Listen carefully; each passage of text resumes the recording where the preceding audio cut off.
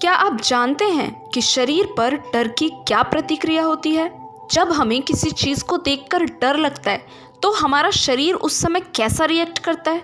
या किसी व्यक्ति की किन हरकतों को देखकर हम ये पता लगा सकते हैं कि वो व्यक्ति डरा हुआ है? तो आइए जानते हैं कि शरीर पर डर की क्या प्रतिक्रिया होती है और किन परिस्थितियों में हमें ये पता चल जाता है कि सामने वाला व्यक्ति डरा हुआ है या हमें डर लग रहा है, और उसको हम कैसे रोक सकते हैं। क्योंकि जब हम किसी के सामने खुद को प्रेजेंट कर रहे हैं और उस समय ऐसा हो कि हमारी डर की स्थिति उसके सामने व्यक्त हो जाए तो हमारी इमेज उसी टाइम ज़ीरो हो जाती है।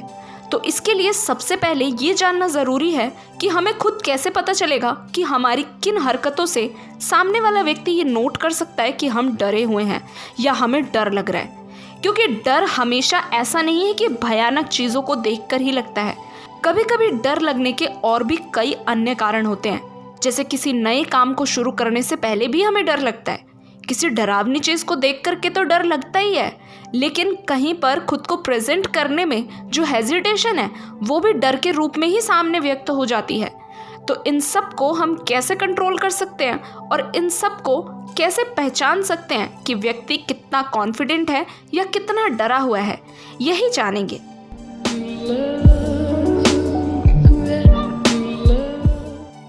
बच्चे हो या बड़े, सभी के चेहरे पर डर के समय एक ही प्रतिक्रिया होती है।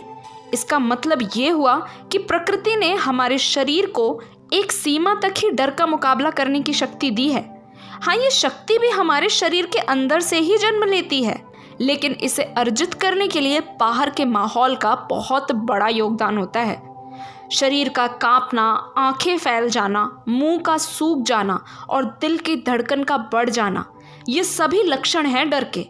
डर का असर होते ही हमारा मस्तिष्क नाड़ी जाल द्वारा शरीर के अन्य अवयवों को तुरंत सूचना देता है और फिर तुरंत हमारी आंखें फैल जाती हैं, ताकि जिस वस्तु को या व्यक्ति को देखकर हमें डर लग रहा है हम उसको बहुत आसानी से और बारीकी से देख सकें। और अगर ऐसा व्यक्त हो जाए कि हमें उससे खतरा होने वाला है तो वहाँ से भागने या उससे लड़ने के लिए भी शरीर अपने आप को तैयार कर लेता है। और इसके लिए हमारे दिल की धड़कन बहुत तेज़ी से बढ़ जाती है। दिल ज़ोर ज़ोर से धड़कने लगता है और रक्त का संचार तेज़ हो जाता है। अक्सर जब हम डरते हैं तो इस मौके पर हमारे खून का दबाव बहुत हद तक बढ़ जाता है और ऑक्सीजन की मात्रा बढ़ाने के लिए हमारी सांस तीव्र गति से चलने लगती है। अचानक हमारी पाचन क्रिया थम जाती है और स्वतः ही हमारी लार आनी बंद हो जाती है। मुंह सूखने लगता है और डर के कारण बदन में झुरझुरी सी पैदा हो जाती है। शरीर से पसीना छूटने लगता है क्योंकि हमारे रोम छिद्रों के निकट मांसपेशियां संकुचित होने लगती है। डर के करीब सारे लक्षण ही शरीर के ऊपरी अंगों पर ज्यादा प्रभावित होते हैं। ऐसा नहीं कि डर शरीर के ऊपरी भागों पर ही परिलक्षित होता है और हमें सिर्फ बाहर से ही डर लगता है। शरीर के भीतर भी कुछ अंग डर के कारण काम करना बंद कर देते हैं और शरीर के भीतर भी डर का मुकाबला करने के लिए कुछ अंगों में भी तैयारियां शुरू हो जाती है। तो बाहरी रूप से डर को कम करने के लिए तो हम कुछ नहीं कर सकते, लेकिन एक नज़र डालते हैं कि जब हमें डर लगता है और हमारा शरीर डर के कारण अस्त व्यस्त हो जाता है तो हमारे भीतरी अंगों में क्या क्या परिवर्तन होता है। हमारे भीतरी अंगों में गुर्दा होता है। गुर्दे के ऊपर सेम के फली के आकार की 2 ग्रंथियां होती है और जब हमें डर लगता है तो ये ही ग्रंथियां गुर्दे में एक विशेष रस को पहुंचाने लगती है, जिससे हमारी श्वास प्रक्रिया और हृदय को बल मिलता है। टांगों और भुजाओं की मांसपेशियां भी ये रस पीकर सख्त हो जाती हैं और डर लगते समय शरीर शुगर की मात्रा को ज़्यादा से ज़्यादा उत्पन्न करता है।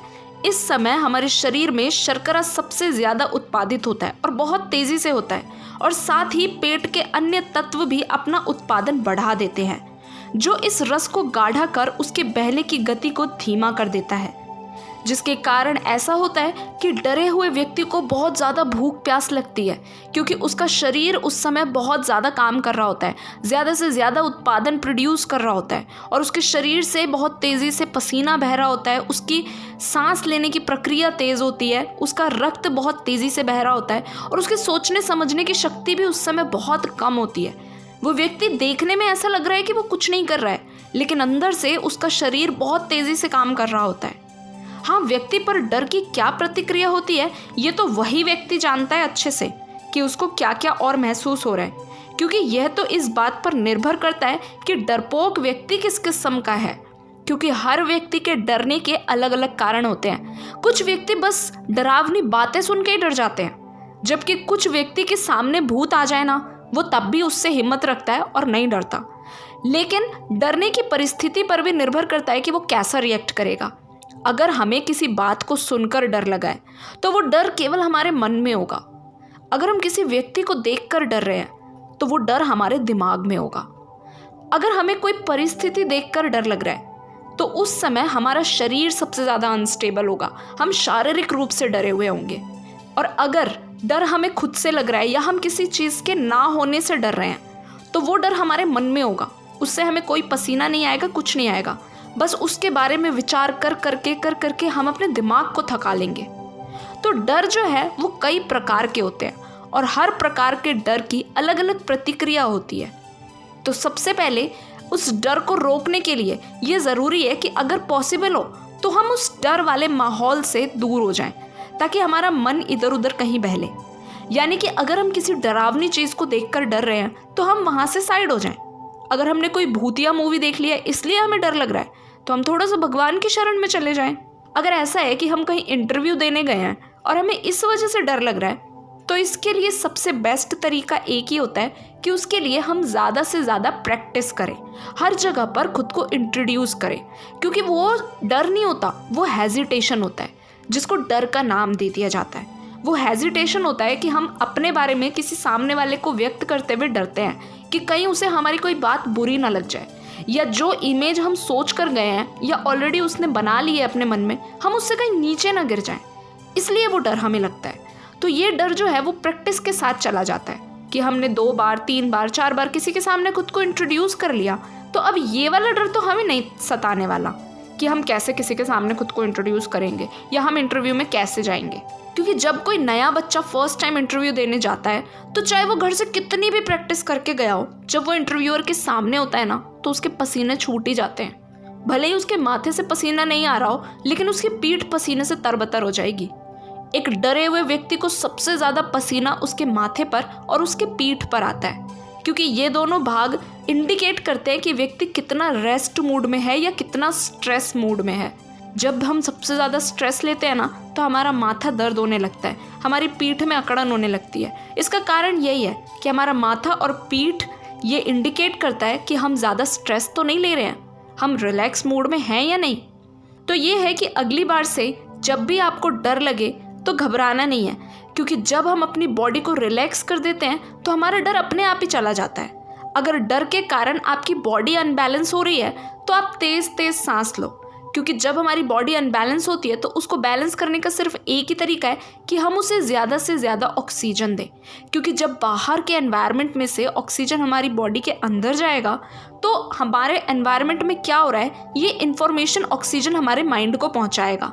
और जब माइंड को ये क्लियर हो जाएगा कि यहाँ पे कुछ भी ऐसा खतरनाक नहीं है जिससे कि मेरे को डरना चाहिए, तो हम धीरे धीरे अपने आप ही बहुत जल्दी जो है रिलैक्स मोड में आ जाएंगे और हमारा डर खत्म हो जाएगा। अगर किसी व्यक्ति को भी देखकर डर लग रहा है ना तो उस टाइम मन में किसी और चीज़ का विचार करो जिससे कि आपको अच्छा महसूस होता हो, उसका विचार करो।